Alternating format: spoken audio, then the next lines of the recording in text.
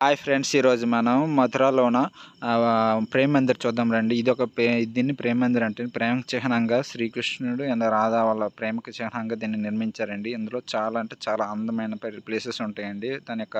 శ్రీకృష్ణుని యొక్క తన జన్మ గురించి కొంచెం నీట్గా వివరిస్తారండి. తను అలా గోపికలతో ఉండేవారు, రాధతో ఉండేవారని ప్రతి ఒక్కటి దాన్ని కొంచెం నీట్గా మన కళ్ళకు కట్టినట్టే చూపిస్తారండి ప్రేమ్ మందిర్లోన. అందులో చాలా రకాల అందమైన అప్పుడు తను జరిగిన ఘట్టాలు కొన్ని మనకి లైవ్‌గా చూపిస్తారండి. కొన్ని చాలా అంటే చాలా అందమైన ప్లేసెస్ అప్పుడు ఎలా ఉండేవి, అప్పుడు ఎలా ఉండేవారు, ప్రతి ఒక్క ఆకారాన్ని కొంచెం డిజైన్ చేసి చాలా అంటే చాలా బాగా చూపించారండి. మనకి ఇన్‌సైడ్ అయితే మనకి రాధాకృష్ణులైతే ఉంటారండి. అందులోన మనకి చాలా అందమైన ప్లేసెస్ అప్పుడు జరిగిన కొన్ని సన్నివేశాలని కొన్ని మనకి బొమ్మల రూపంలో మనకి నిర్మించి చూపించారండి. ఒక్కసారైనా వెళ్లి చూడండి. చాలా అంటే చాలా బావుంటదని వాళ్ళ యొక్క ప్రేమ గురించి నీట్‌గా ఎక్స్‌ప్లెయిన్ చేశారండి. చాలా అంటే చాలా బావుంటదండి. ఇది మథురాలోనే ప్రేమ్ మందిర్ అండి. అంతే friends. Thank you so much.